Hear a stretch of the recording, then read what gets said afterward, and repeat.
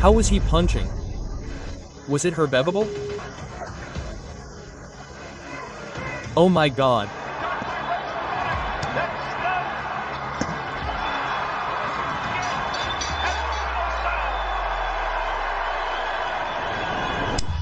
Prime Mike Tyson was wreaking havoc on the Golden. The heavyweight era captivated boxing fans with chilling and vicious knockouts. But there was one fighter whose power was recognized even by the king of boxing himself.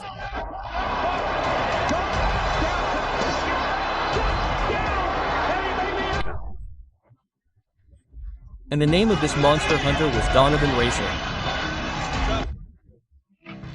There's a right hand in the ring with this guy. Tyson twice gave him the toughest fights of his career, a little uppercut and then a right hand.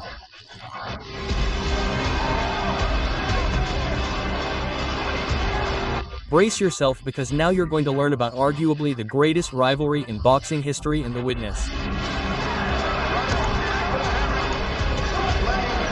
Here we go. Donovan Racer Rock, the real Jack, the Ripper of boxing's golden era, easily overwhelmed his opponents and mercilessly sent them out of the ring.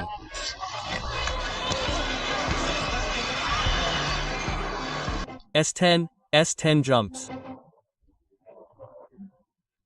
If this fight has no distance, it puts him very, very straight, and the left hand, with a perfect streak of 15 consecutive victories, 13 of which ended in stunning knockouts, was understood not only by boxing fans but also by some of the biggest superstars of the time, such as Evander Holyfield and RXB, which is why they avoided facing him.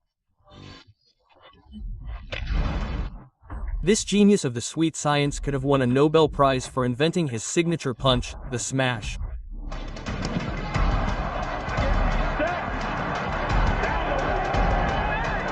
He got up from a hard knockdown and almost went down again.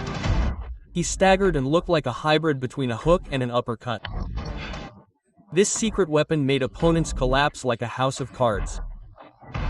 He was simply doing the wrong thing.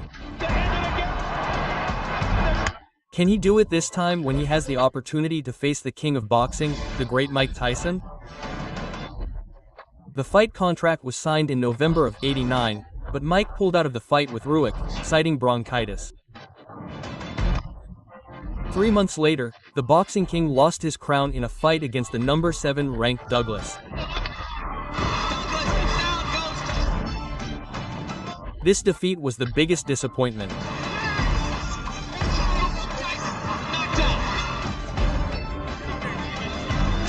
Mike Tyson had been knocked out.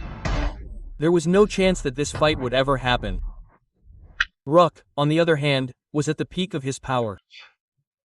After all this, Unikin went a total of only 8 rounds against his last 3 opponents. That's why Razor didn't hold back. His harsh words for Tyson made you say over and over again that it wasn't going to be a tough fight. And when their fight was finalized, he said, scheduled for March. Boxing fans in '91 believed that Rick would finally take the crown off the head of the boxing king. And so, when the fighters entered the ring, all the spectators around the world held their breath in anticipation of a brutal fight. It was evident how these boxing masters were trying to send each other to the realm of shadows as quickly as possible. As each of his punches hit like a truck and the associate minister let them know that he didn't seem to care about a hard body. However, Tyson decided to show that there were levels to these brutal fights in the ring and that he was on a whole different level. He says he is, but Rook was clearly not planning on hitting back, so he took control of the fight and began targeting Tyson with his smashbow, which could eliminate the takedown as much as he could.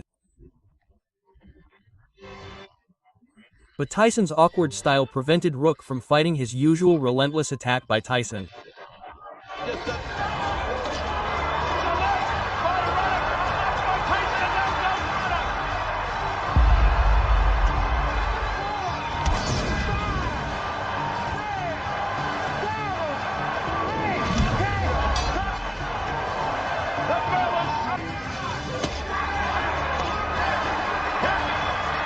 What asu okay to by Saint to Tion now Tion me Tyson decided to show that for this Titanic was the iceberg.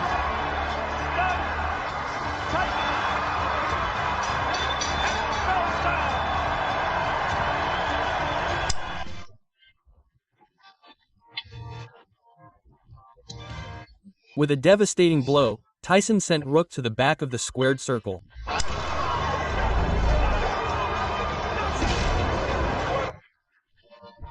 All boxing fans were outraged that the gladiators were not given the opportunity to decide who was truly the strongest.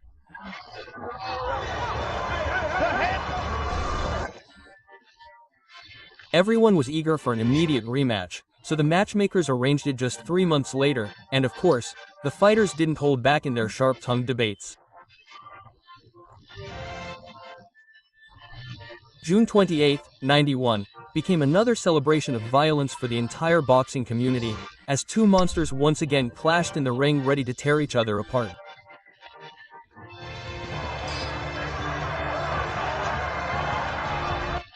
When their fight began, the first round was scheduled for 12 rounds.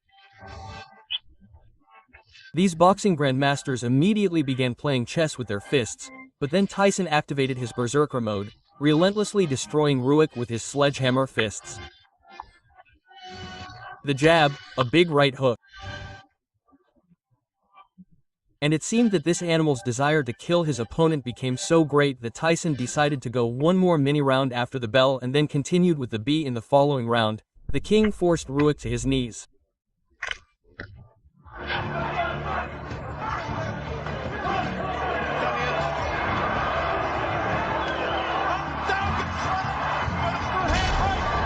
There goes again.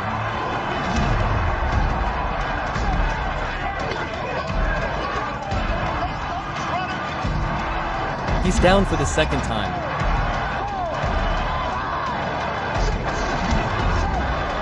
He's letting him hit him from the inside.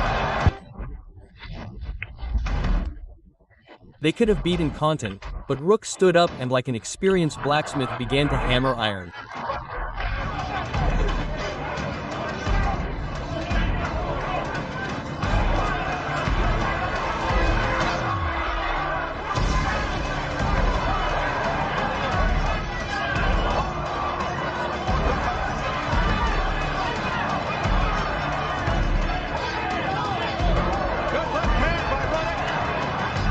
Oh, tremendous by the king, regained control of the ring, in trouble, get up as he keeps getting off.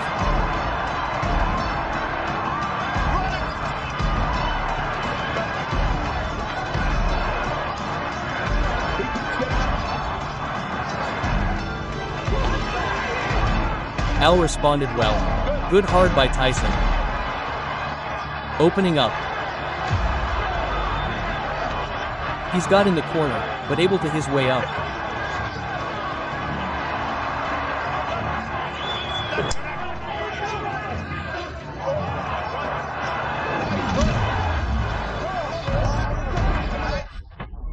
Mike Tyson and Donovan Rock gave the world two spectacular fights and an exciting story that will be remembered forever.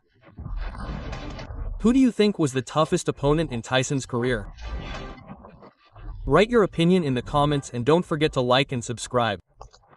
Thank you. Mike Tyson feared this boxer so much that he refused to fight Dynamite Kid.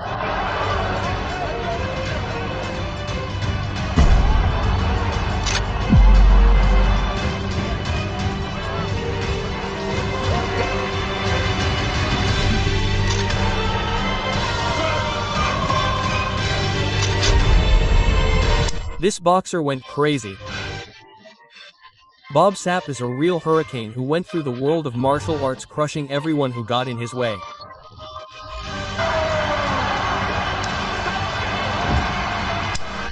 In addition to the ring, he often starred on the sets of Hollywood movies.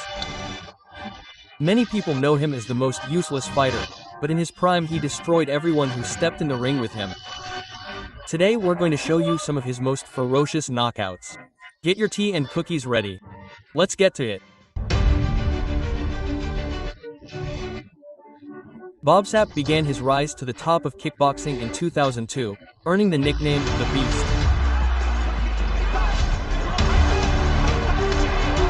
In one of his first fights, he faced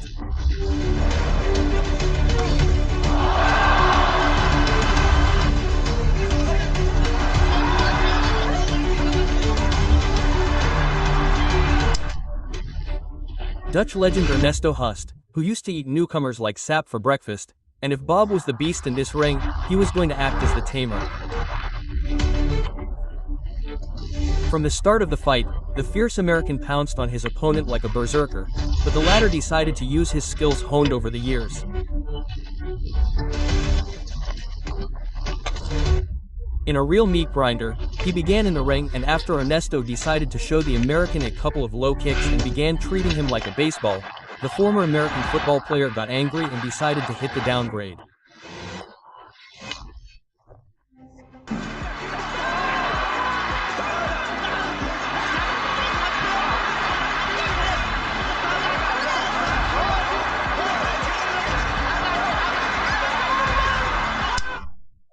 Right after the break, he continued the fight, turning Ernesto's face into Dutch cheese.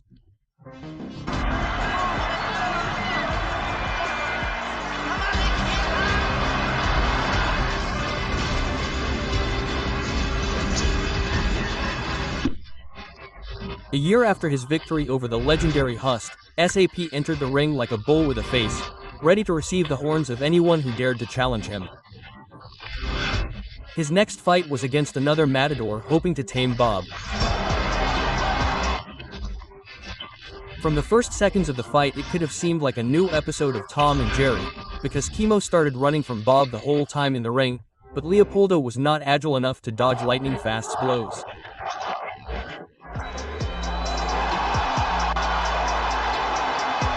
Despite this, Chemo was able to shake off the unbreakable Titan. After that, he made sure to take advantage of the situation and started beating the big guy. However, to hunt like that you needed more energy, and Chemo did not have enough gas tank capacity for that, but he was lucky when the bell rang and he had time to regain his strength.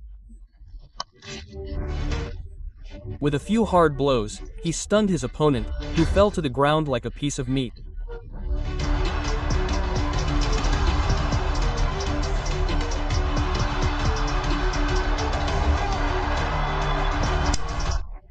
Iron Mike Tyson himself was watching the fight from the audience.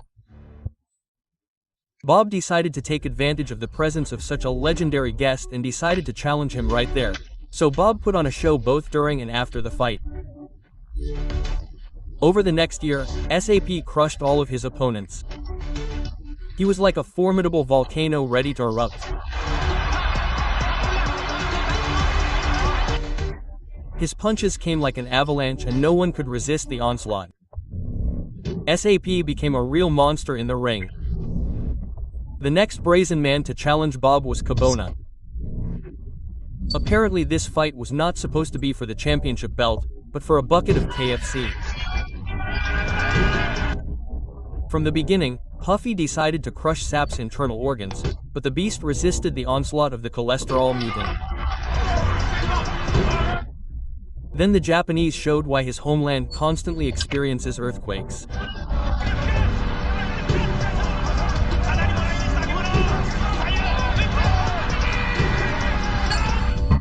Bob made it clear to Cabona that it was better for him to go fight obesity. The ruthless American decided to end this fight with a finishing touch. His punch was like a brush stroke to complete the picture. Each consecutive entrance to the ring was like the beginning of a storm. Every spectator froze in anticipation of a beating as the opponents realized that a storm of powerful blows and unpredictable maneuvers awaited them.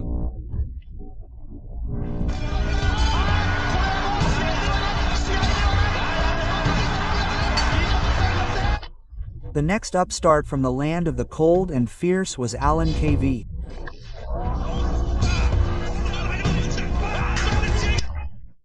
From the first seconds of the fight, Alan showed Bob an arsenal of high-level strikes and techniques, for which Cab Kibner Mago would become famous in the future.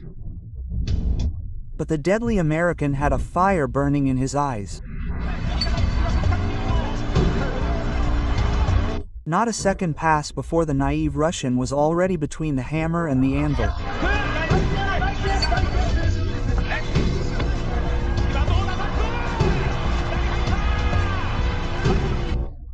Then Alan lost the fatal outburst of rage and instantly went to the underworld. As Bob kicked his opponent's ass, Alan had flashbacks to his brutal defeat. The fight had just come out of the pages of a comic book and straight into the fray. They resembled ancient gladiators fighting for glory in the arena. The next point on the kickboxing map was the bustling street of the sunny beaches of Nigeria, where Bobby Olin was waiting for him. Before the fight, Olin had apparently watched the movie Catch Me If You Can and was running away from SAP. In the same way, Danny Rodman's twin brother decided to continue showing off his athletic skills, but the Americans still caught up with him.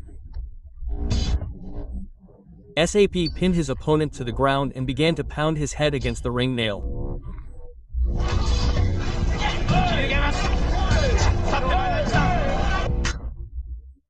The nasty American resembled any lion tearing apart its prey, but the referee decided to stop the predator.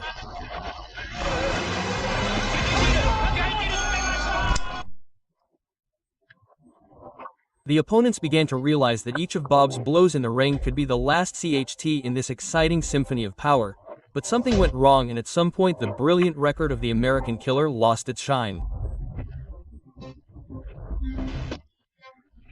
There were so many rumors that SAP began to sell and organize his fights, but apparently there were some people who believed in their own strength or did not have the money to buy a victory. Then he was presented with an opponent who was supposed to be a boost from below, in which Bob was. He was an old and small boxer whom the American was supposed to make a punching bag, but in the fight he turned out to be the opposite. The giant fell to the ground more often than Biden. The old man had no problem humiliating the giant in front of the audience.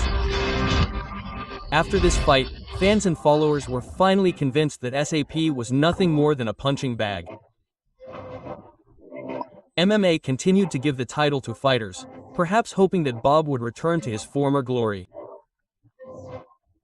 But in the last years of his career, the American decided to continue improving his financial situation, so Bob Sapo went from hero to zero. He could scare legendary fighters, although he ended his career, to put it mildly, unsuccessfully. Thanks for watching our video. Don't forget to like and subscribe to our channel.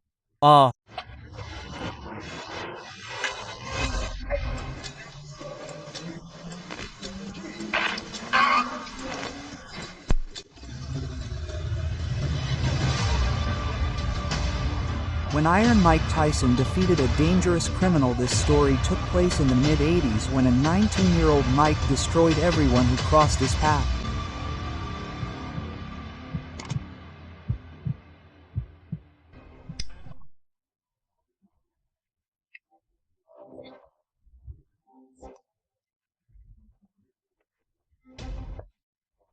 And despite the damage the young prodigy inflicted on his opponent, boxers still wanted to fight him, as they paid a handsome fee to fight young knockout artists.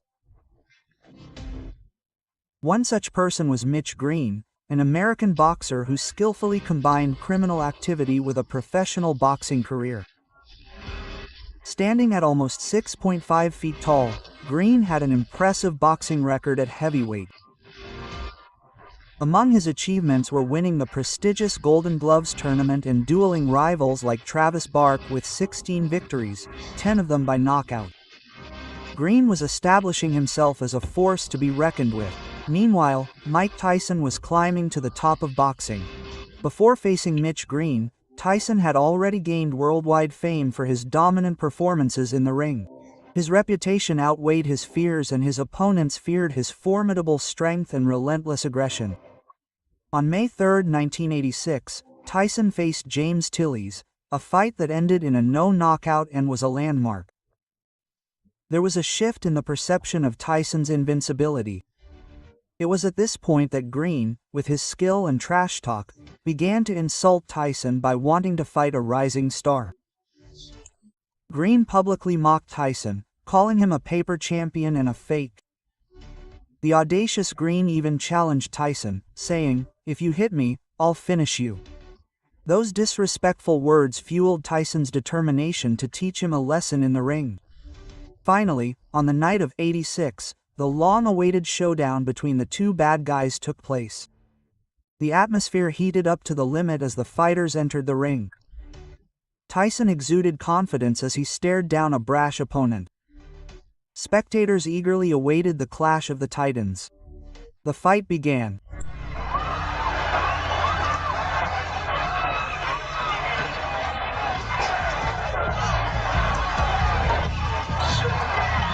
Is to box pretty much do the same thing a boxer should do. The always aggressive man now head movement is off balance when he throws his well. The mistake that Green makes is the fact that he doesn't miss his F, you slap his punches, and you have to make a guy like Mike to respect, you have to get those punches in and get a that's the cut that was almost for quick.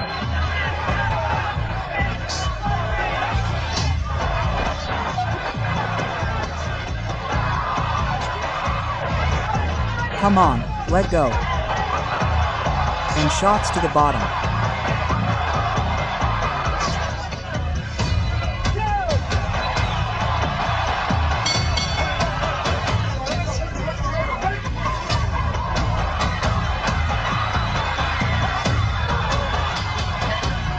As expected, the young phenomenon did not leave a single opening. The bandit delivered a total beating throughout the fight. Tyson admitted after the fight that he did not want to knock out Mitch Green, as the process itself gave him immense pleasure.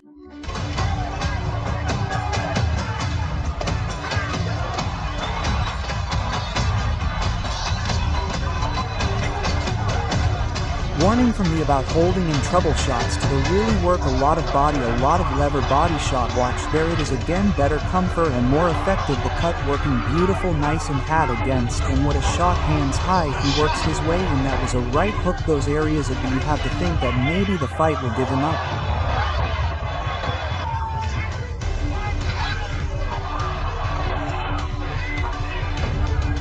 There's no need to slow down the momentum.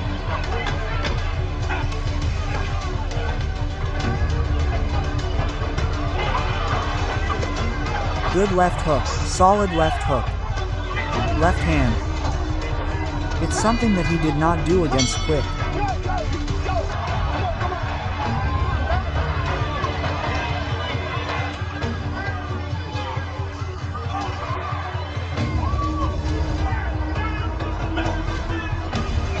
Yo, come on, hold and indicate that he was left. In fact, we talk about that he's talking to punches big can be learned, talking to some of the people he fought, and Queen seems to me ready to be doing all wrong things.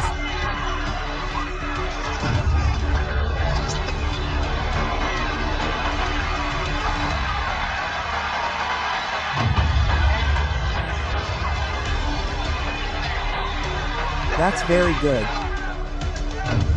Another big left hook. He did pace himself, and what a right hand.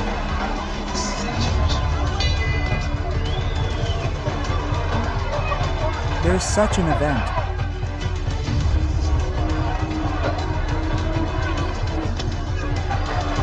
Another couple body shots.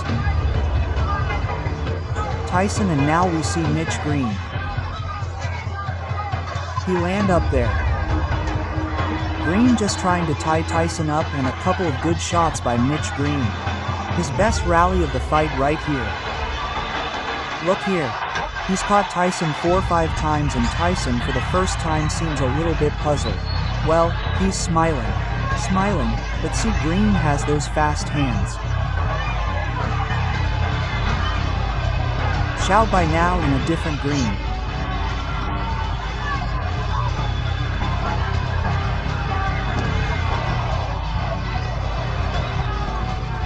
Right hand if he's holding behind the head, but he allows those shots like that to land here again.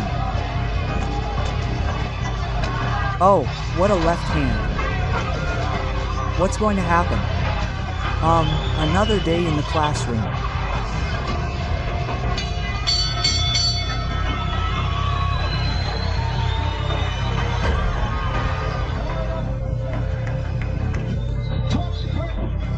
After beating the gang leader, Mike Tyson decided to end his boxing career, but his ego could not forgive the fact of losing, and the bad guy decided to take revenge on his aggressor, but according to the rules that were closest to him, the rules of the street.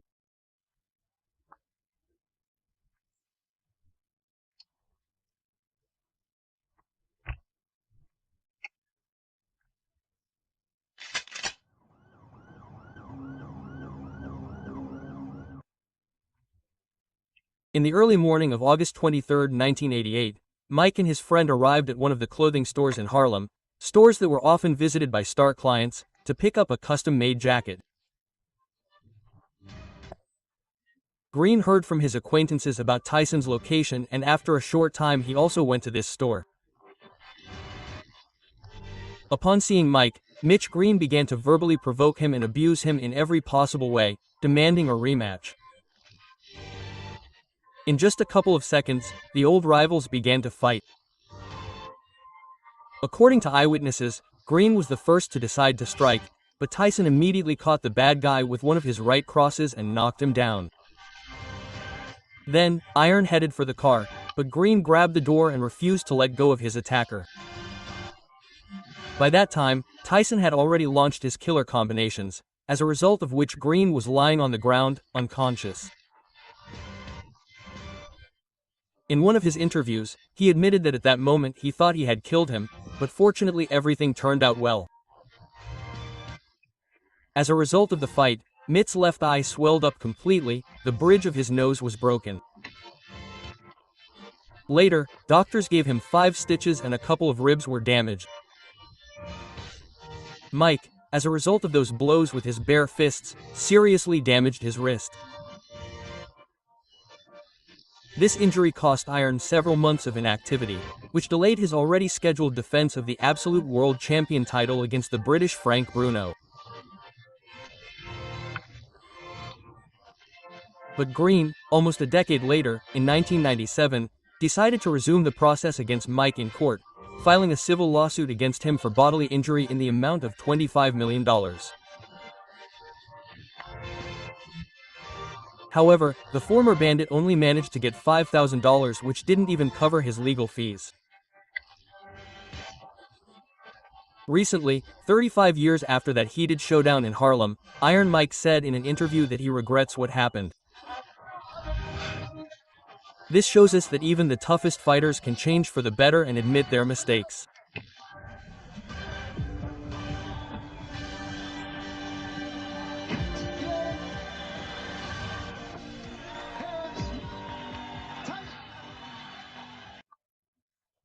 The peekaboo style, a technique that terrorized the heavyweight division. We've all seen how Tyson used it to solidify his reputation as the most feared man in boxing history. But Tyson wasn't the first to master it. Long before him, Floyd Patterson, arguably the fastest heavyweight in history, perfected the peekaboo style and became the youngest heavyweight champion in history. But Patterson now had a big problem, loud and talkative, and his name was Cassius Clay.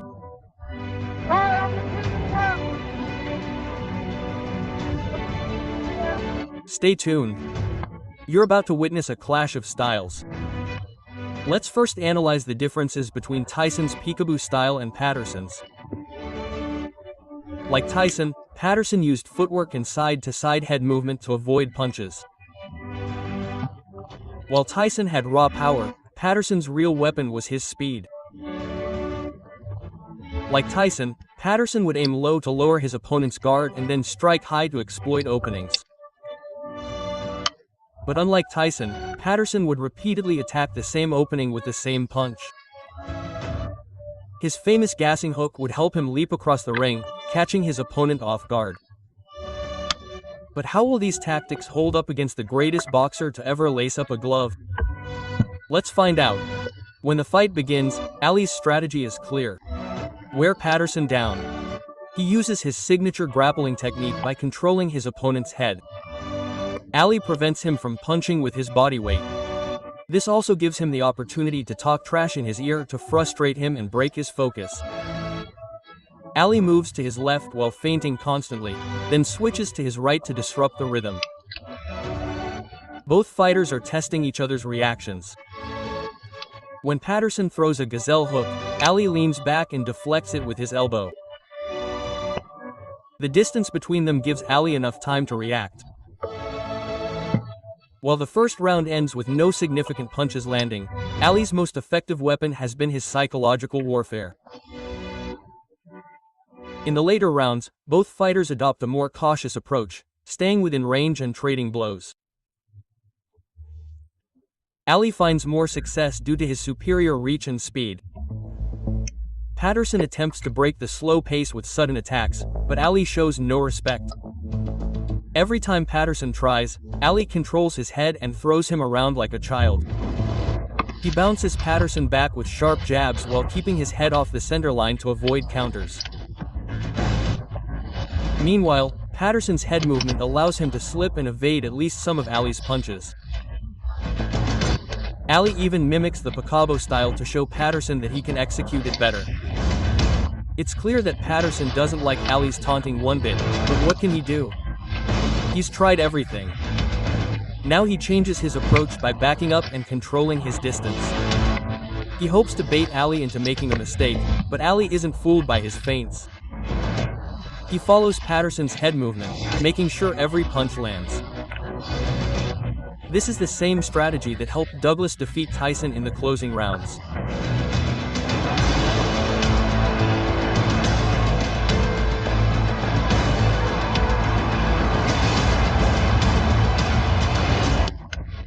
Patterson looks visibly frustrated and exhausted, while Ali remains cool, seemingly unfazed by the pace of the fight.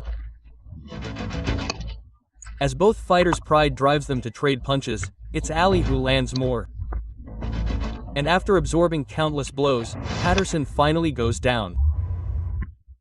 Although he manages to get up, both fighters gamely begin trading blows again. A short but intense clash that ends with the bell ringing.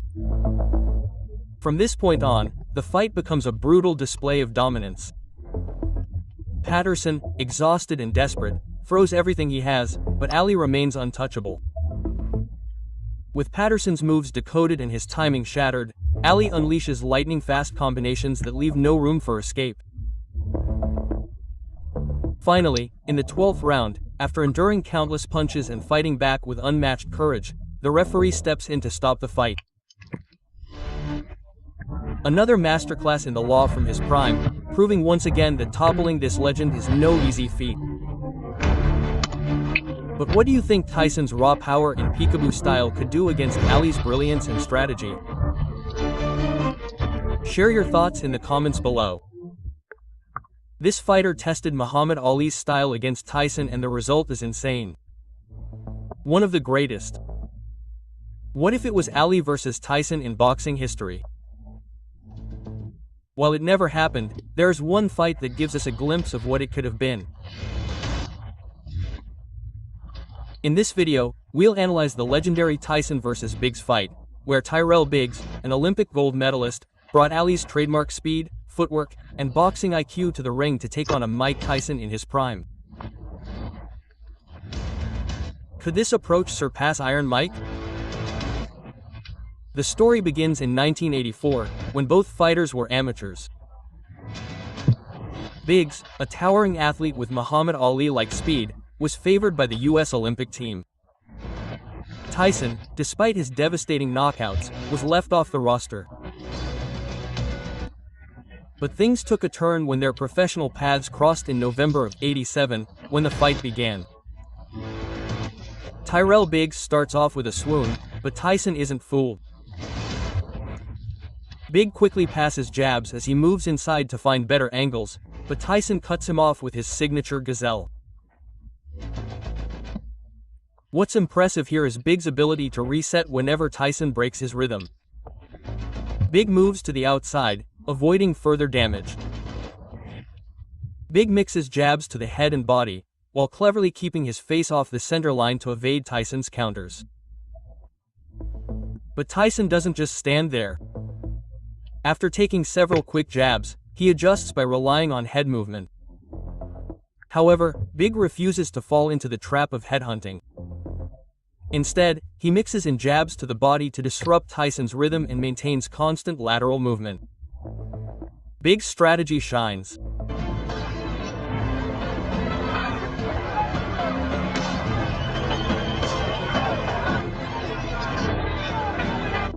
This dynamic allows Big to land his jab with surprising ease. However, Tyson adapts, recognizing that Big escapes to his right under pressure. Tyson switches to southpaw and throws a gazelle hook to catch him off guard. Although the first attempt fails, it plants the seed of a plan. Tyson tries this trick twice more without success, but now he has a shot in the corner. Tyson gets more. Aggressively switching to southpaw guard. Again he catches Vix and unleashes a flurry of hard punches, although Vix escapes by pushing him away. It's clear that Tyson is starting to take control. Vix, on the other hand, is having success with his quick jabs and body shots, but then makes a critical mistake. Tyson doesn't take kindly to this, and in their next clinch he retaliates with elbows to Big's face, prompting the referee to step in as the first round draws to a close. Tyson lands a clean right hook after fading a body jab. The bell rings, and while Biggs has had moments of brilliance, it's clear that Tyson has found his way to victory.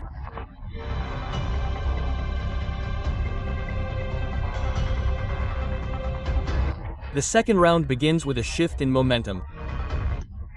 Tyson works his way into Big's guard with jabs, but Big's alley-style head movement saves him.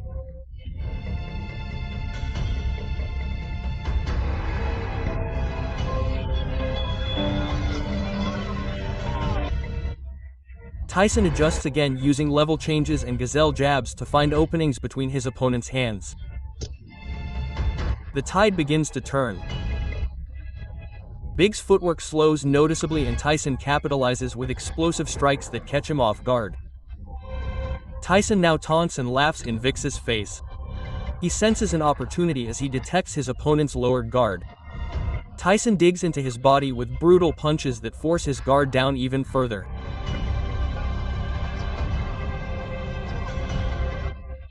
This sets the stage for Tyson to land clean shots to Big's head, staggering him.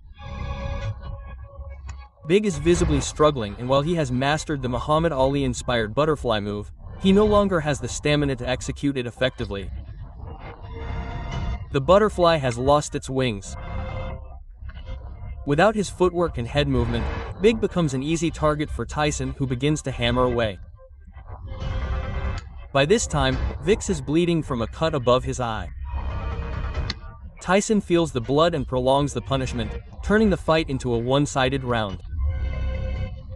In the seventh round, Vix stands his ground, trying to stifle Tyson's attacks.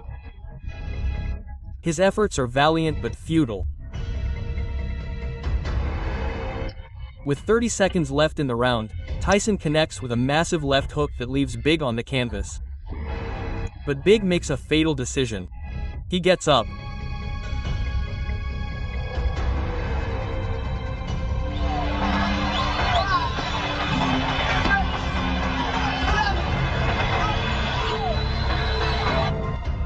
With 10 seconds remaining in the round, Tyson seizes the moment and unleashes a brutal combination that ends the fight decisively.